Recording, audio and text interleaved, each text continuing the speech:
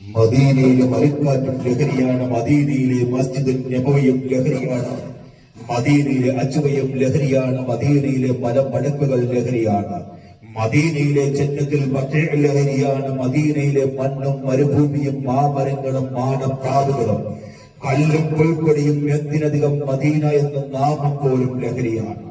തലയും തലച്ചോറും ദ്രവിച്ചു പോകുന്ന രഥത്തിൽ കുടിച്ചും തികുടിച്ചും വലിച്ചും തീർത്ത് പെറ്റമ്മയുടെ മാറിലേക്ക് കടാരമൊട്ടിയിരിക്കുന്ന പൈശാചിക ജന്മങ്ങളെ നിങ്ങൾക്കറിയാത്ത ഒരു വസ്തുണ്ട്.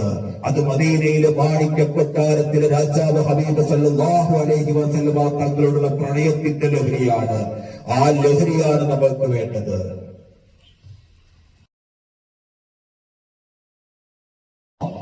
ഹലോ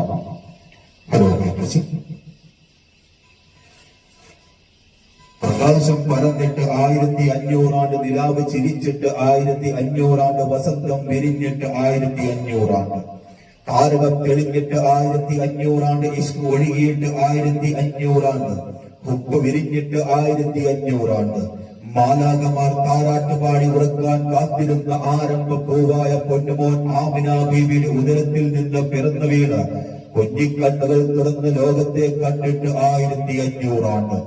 അഷ്റഫുൽ ഖൽഖ് ത്വാഹ റസൂൽ കരീം സല്ലല്ലാഹു അലൈഹി വസല്ലമ തങ്ങളുടെ 1500-ാം ജന്മദിനത്തിന് എല്ലാവിധ ആശംസകളും അർപ്പിക്കുന്നു.